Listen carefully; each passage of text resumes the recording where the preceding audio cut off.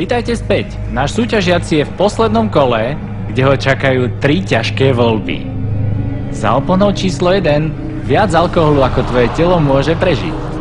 Za oponou číslo 2 nebezpečné mysel meniace drogy. A za oponou číslo 3 tu máme tvoju rodinu, priateľov a tvoju sebaúctu. Ha, dobre, Luke, čo si vyberieš? No tak, Luke. Luke.